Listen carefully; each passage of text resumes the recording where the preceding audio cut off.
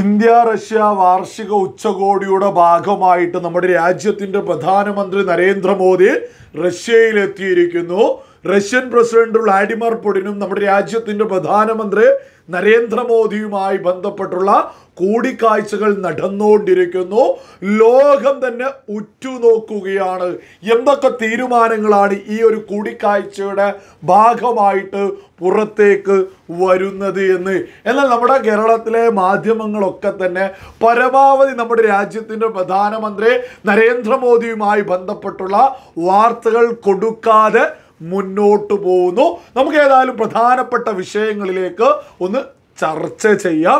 നമ്മുടെ രാജ്യത്തിൻ്റെ പ്രധാനമന്ത്രി നരേന്ദ്രമോദി വ്ളാഡിമിർ പുടിനോട് തുറന്നു പറഞ്ഞിട്ടുണ്ട്, എൻ്റെ രാജ്യത്തിൻ്റെ വളർച്ചയാണ് എൻ്റെ ഏറ്റവും വലിയ ലക്ഷ്യമെന്ന്. ഇതൊക്കെ അന്താരാഷ്ട്ര മാധ്യമങ്ങളിൽ വലിയ വാർത്തയായിട്ട് വന്നുകൊണ്ടിരിക്കുകയാണ്. വളരെ ചരിത്രപരമായിട്ട് ലോകത്ത് മറ്റൊരാൾക്കും സാധിക്കാത്ത വളരെ പ്രധാനപ്പെട്ട ഒരു വിഷയം കൂടി ഈ ഒരു കൂടിക്കാഴ്ചയിൽ നടന്നിട്ടുണ്ട്. യുക്രൈൻ പ്രസിഡന്റായിട്ടുള്ള വ്ളാഡിമിർ സെലൻസ്കിക്ക് കൈകൊടുത്ത് 24 ദിവസത്തിനുള്ളിൽ വീണ്ടും റഷ്യൻ പ്രസിഡന്റ് വ്ളാഡിമിർ പുടിന് അതേ കൈ കൊടുത്തിട്ടുള്ള ഏക വ്യക്തി, ഏക ലോക നേതാവ് എന്ന് പറയുന്നത് നമ്മുടെ രാജ്യത്തിൻ്റെ പ്രധാനമന്ത്രി നരേന്ദ്രമോദിയാ. യുക്രൈനും റഷ്യയുമായി ബന്ധപ്പെട്ട് വാർ നടക്കുക. എന്നിട്ടും കഴിഞ്ഞ ഇറ്റലി സന്ദർശനത്തിന്റെ ഭാഗമായിട്ട് നമ്മുടെ രാജ്യത്തിന്റെ പ്രധാനമന്ത്രി നരേന്ദ്രമോദി സെലൻസ്കി യുക്രൈൻ പ്രസിഡന്റിന് കൈകൊടുത്ത് സംസാരിച്ചതൊക്കെ തന്നെ നമ്മൾ കണ്ടു.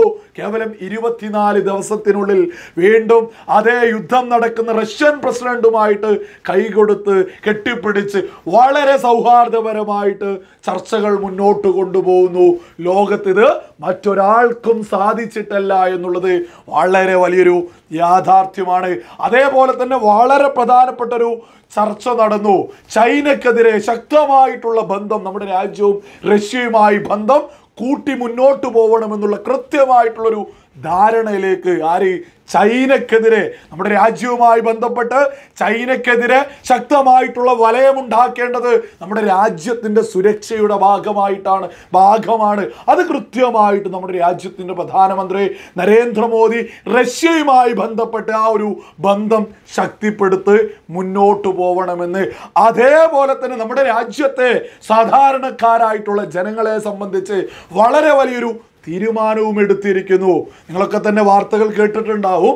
വലിയ ഉയർന്ന സാലറിയൊക്കെ പറഞ്ഞുകൊണ്ട് പല ഏജൻസികളും ഇവിടുന്ന് ആളുകളെ സെക്യൂരിറ്റി ജോലി എന്നൊക്കെ പറഞ്ഞിട്ട് ഇവിടുന്ന് റിക്രൂട്ട് ചെയ്തിട്ട് റഷ്യയിലേക്ക് കൊണ്ടുപോയിട്ട് അവിടെ റഷ്യൻ സൈന്യത്തിൻ്റെ ഭാഗമായിട്ട് കള്ളത്തരം നടത്തിയിട്ടുണ്ട്. അതായത് അനധികൃതമായിട്ട് ഈ ആളുകൾക്ക് താല്പര്യമില്ലാഞ്ഞിട്ട് പോലും സെക്യൂരിറ്റി ജോലി എന്നൊക്കെ പറഞ്ഞ് കൊണ്ടുപോയിട്ട് സെക്യൂരിറ്റിയുടെ ഈ സൈന്യത്തിൻ്റെ ഭാഗമായിട്ട് ഒരു 2 ഇന്ത്യക്കാർ മരണപ്പെട്ടത് ഉൾപ്പെടെയുള്ള വാർത്തകൾ പുറത്തു വന്നതോട് കൂടിയിട്ട് വലിയ ചർച്ചയായിരുന്നു. ആ വിഷയം കൃത്യമായിട്ട് വ്ളാഡിമിർ പുടിനോട് ചർച്ച ചെയ്തിട്ട് ഇന്ത്യക്കാരായിട്ടുള്ള ഈ റഷ്യൻ സൈന്യത്തിൽ ഗതികെട്ട് കയറേണ്ടി വന്ന സകലരെയും തിരിച്ചയക്കണമെന്നുള്ള കൃത്യമായിട്ടുള്ള ആവശ്യം മുന്നോട്ട് വെച്ചു.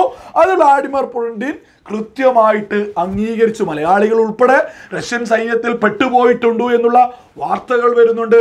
സകല ആളുകളെയും മോചിപ്പിക്കും, വിട്ടുതരുമെന്നുള്ളത് കൃത്യമായിട്ട് റഷ്യൻ പ്രസിഡന്റ് നമ്മുടെ രാജ്യത്തിൻ്റെ പ്രധാനമന്ത്രി നരേന്ദ്രമോദിക്ക് വാക്ക് കൊടുക്കുകയും ചെയ്തു.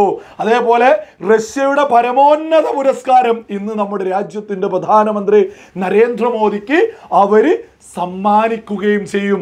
ഒരുപാട് ചർച്ചകൾ നമ്മുടെ രാജ്യവുമായി ബന്ധപ്പെട്ട് നമ്മുടെ രാജ്യത്തിൻ്റെ വളർച്ചയ്ക്ക് വളരെയേറെ ഗുണം ചെയ്യുന്ന ഒരുപാട് ചർച്ചകൾ വ്ളാഡിമിർ പുടിനുമായി ബന്ധപ്പെട്ട് നമ്മുടെ രാജ്യത്തിൻ്റെ പ്രധാനമന്ത്രി നടത്തിയിരിക്കുന്നു. ഇതൊക്കെ വളരെ പ്രധാനപ്പെട്ട ഒരു വാർത്തയല്ലേ? ഇതൊന്നും നമ്മുടെ മാധ്യമങ്ങൾ വാർത്തയാക്കുന്നേയില്ല. ഇതൊക്കെ സകല ആളുകളും തിരിച്ചറിയുകയും ചെയ്യണം.